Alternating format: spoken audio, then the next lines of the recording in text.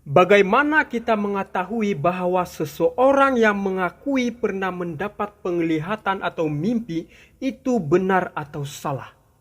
Apakah berasal dari Tuhan? Oleh itu jangan kemana-mana karena kita akan mendengar pembahasannya. Tetap fokus dari awal agar kita mengerti. Dengan demikian kita akan mengetahui kehendak Tuhan. Yang pastinya sesuai apa yang Alkitab katakan. Karena Alkitab merupakan standar pendidikan orang Kristen sebagai buku agung yang tidak pernah salah. Apapun yang kita dengar, apapun yang kita anuti, apapun yang kita percaya, pertanyaannya, apakah itu atas dasar Alkitab? Jadi mari kita utamakan Alkitab, yaitu firman Tuhan. Berilah kepada Tuhan kemuliaan namanya. Sujudlah kepada Tuhan dengan berhiaskan kekudusan. Nah, sebelum kita menguji mengenai penglihatan atau mimpi dari seseorang yang mengakui pernah mendapat mimpi dan penglihatan, apakah itu benar atau tidak, apakah sesuai Alkitab atau tidak, pastikan kita memegang teguh akan kepercayaan Alkitab satu-satunya kebenaran. Bahkan kita didesak untuk mempercayai Alkitab yang mengandungi firman Tuhan. Karena Alkitab adalah buku agung yang pernah kita miliki yang mengandungi kehendak Allah mengenai kehidupan sekarang dan kehidupan yang akan datang. Abraham Lincoln pernah berkata, sehubungan dengan buku agung ini, saya hanya dapat berbicara bahwa ini adalah buku terbaik yang pernah Tuhan berikan kepada manusia. Jadi, kalau kita sudah akui bahwa Alkitab satu-satunya kebenaran, maka kita juga akan percaya bahwa Alkitab mampu membuktikan mana penglihatan dan mimpi yang berasal dari Tuhan atau tidak. Dan sudah pasti apa yang tidak sesuai dengan Alkitab itu harus kita hindari. Kalau di Perjanjian Lama, mimpi dalam terjemahan King James Version adalah dream, yang dalam bahasa Ibrani shalom. Manakala kata penglihatan pula dalam terjemahan King James Version adalah vision, yang dalam bahasa aslinya shazon. Namun dalam 1 Samuel khususnya pasal 3 ayat 15 menyebut penglihatan dalam bahasa asli sebagai marah. Tetapi Nabi Daniel sering menggunakan ketiga kata ini ketika dia menceritakan penglihatan 4 binatang di mana dia menggunakan kata shazon yang terdapat dalam Daniel 7 ayat 1, ayat 2, ayat 7, ayat 13 dan ayat 15 untuk menggambarkan mimpi yaitu shalom, di mana peristiwa masa depan digambarkan secara simbolis dan dia juga menggunakan kata yang sama shazon di pasal 8 ayat 1. Tetapi ketika Daniel bingung tentang arti penglihatan itu, dia mendengar dari tengah sungai di mana malaikat Gabriel yang menampakkan diri kepadanya diperintahkan untuk membuat orang memahami penglihatan itu dengan menggunakan kata marha. Jadi perbandingan shazon dengan marha yang juga diterjemahkan sebagai penglihatan yang memperjelas metode Tuhan dalam mengungkapkan rencananya untuk keselamatan umat manusia. Kata shazon berasal dari kata kerja yang berarti melihat dengan penglihatan batin. Sedangkan marha berasal dari kata kerja yang berarti melihat secara visual. Keduanya digunakan secara bergantian dengan shalom, mimpi. Kata mar'ah biasanya digunakan dalam kitab-kitab sebelumnya untuk menggambarkan pesan-pesan dari Tuhan kepada manusia, baik dalam mimpi atau dengan kunjungan pribadi utusan surgawi. Seperti saat Yakub memulai perjalanannya ke Mesir dalam Kejadian 46 ayat 2. Tuhan berbicara kepadanya dalam penglihatan malam mar'ah. Yakub merasakan dirinya di hadirat ilahi dan wahyu itu sama nyatanya dengan yang diterima oleh Abraham ketika ketiga malaikat mengunjunginya sebelum kehancuran Sodom. Dalam Kejadian 18 ayat 2 hingga 22. Jenis wahyu ilahi yang sama ini juga disebut mimpi, shalom. Seperti ketika Allah memperingatkan Abimelek tentang istri Abraham dalam Kejadian 20 ayat 3 hingga 13. Dan pada saat Harun dan Miriam menghasut, Allah berfirman, jika ada seorang nabi di antara kamu, aku, Tuhan akan menyatakan dirinya kepadanya dalam suatu penglihatan, marha, dan akan berbicara kepadanya dalam mimpi. Harap di tahap ini tidak ada kebingungannya. Nah, perlu kita ketahui bahwa nabi-nabi yang pernah mendapat penglihatan dan mimpi, mereka sendiri memberi kesaksian bagaimana keadaan tubuh mereka dan persekitaran saat mereka mendapat penglihatan dan mimpi. Dengan kesaksian mereka ini dapat membuktikan bahwa itulah penglihatan atau mimpi yang berasal dari Tuhan. Baik nabi atau rasul yang mendapat penglihatan dan mimpi, rata-rata mereka bersaksi bahwa kekuatan mereka hilang sementara menerima penglihatan, seperti Daniel dan Yohanes. Dua contoh kitab ini sudah cukup membuktikan bagaimana kesaksian dari mereka yang melihatnya sedang berada dalam penglihatan atau mimpi. Kita boleh lihat Daniel sendiri berkata dalam Daniel 10 ayat 8. Perhatikan. Demikianlah aku tinggal seorang diri ketika aku melihat penglihatan yang besar itu. Hilanglah kekuatanku. Aku menjadi pucat sama sekali dan tidak ada lagi kekuatan padaku. Begitu juga yang dialami oleh Yohanes dalam Wahyu 1 ayat 17 dan 18. Dikatakan, ketika aku melihat dia, tersungkurlah aku di depan kakinya, sama seperti orang yang mati. Tetapi ia meletakkan tangan kanannya di atas, lalu berkata, jangan takut. Aku adalah yang awal dan yang akhir, dan yang hidup.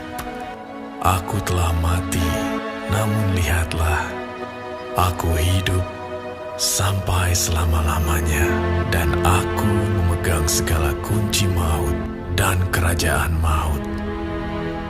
jadi dapat kita lihat bagaimana kesaksian dari para nabi atau rasul pada saat mendapat penglihatan atau mimpi atau khayal.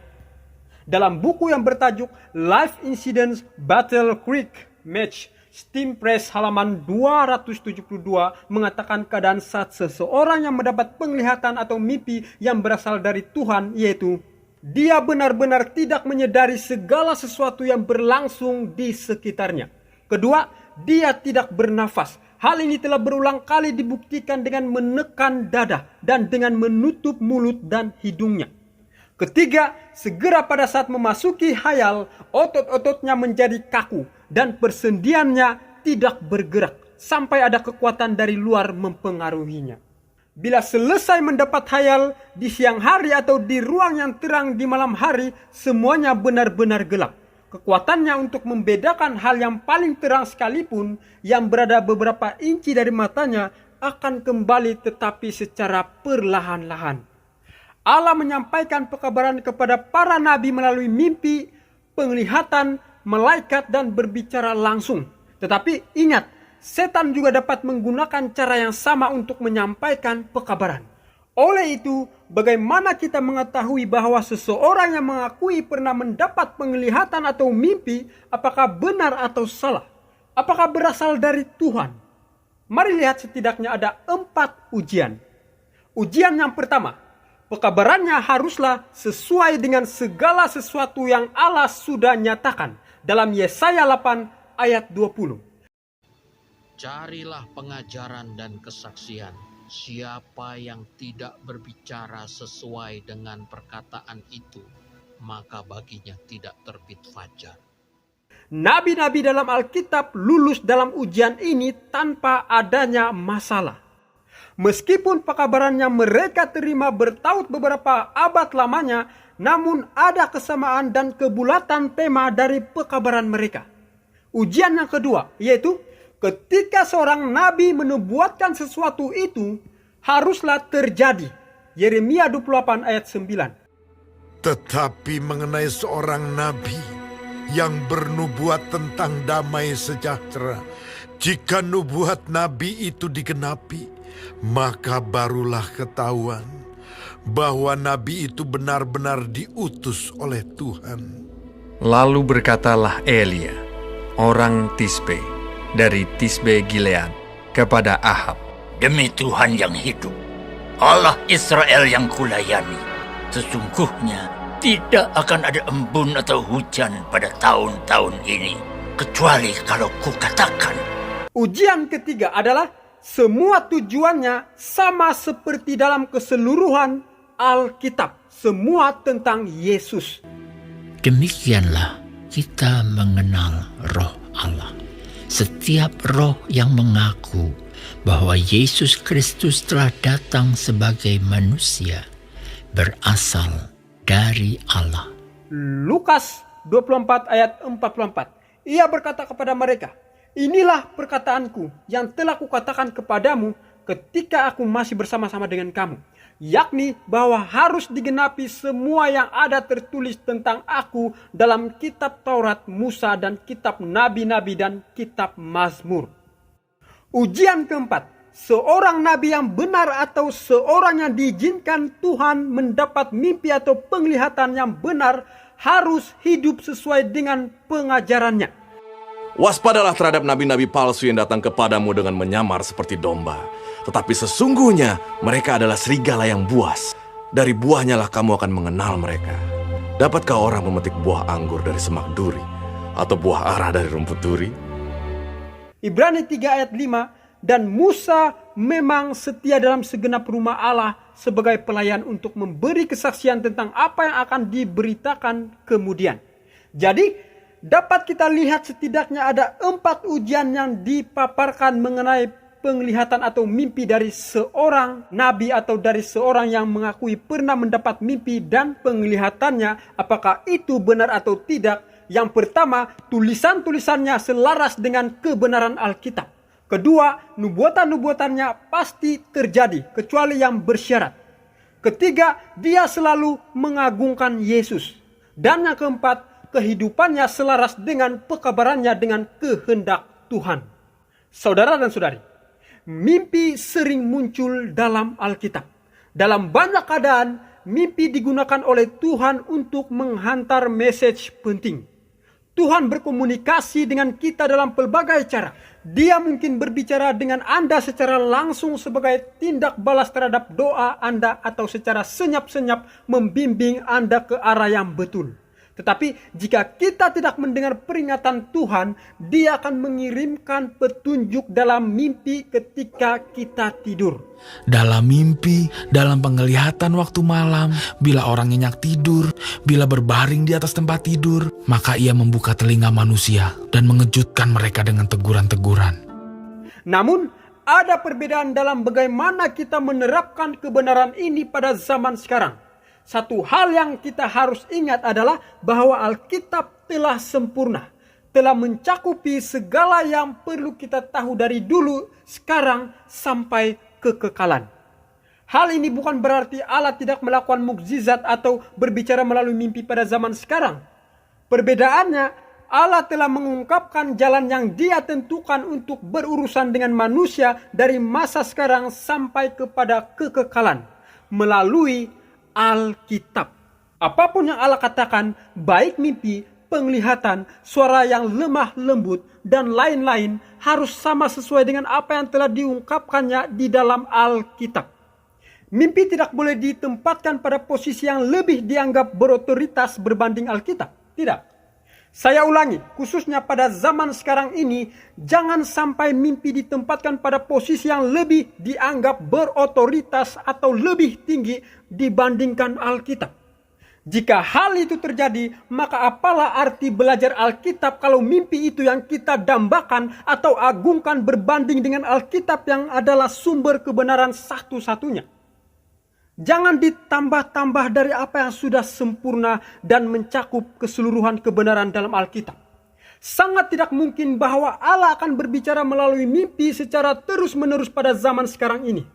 Pada saat yang sama, berdasarkan Alkitab, Edmin juga tidak bermaksud menyingkirkan kemungkinan itu. Namun Alkitab berkata, 1 Yohanes 4 ayat 1, saudara-saudaraku yang kekasih, janganlah percaya akan setiap roh, tetapi ujilah roh-roh itu, apakah mereka berasal dari Allah. Sebab banyak nabi-nabi palsu yang telah muncul dan pergi ke seluruh dunia.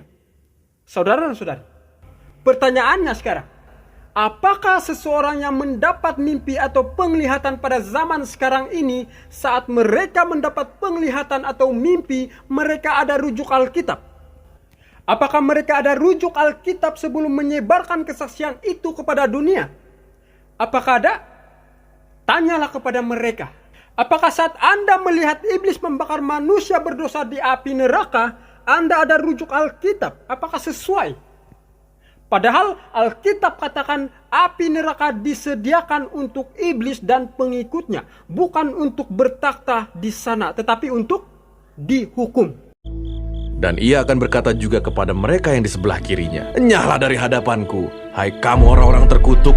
Enyahlah ke dalam api yang kekal yang telah sedia untuk iblis dan malaikat-malaikatnya." Tidak ada dalam Alkitab iblis bertakhta di neraka dan bekerja menghukum manusia yang berdosa. Tidak ada.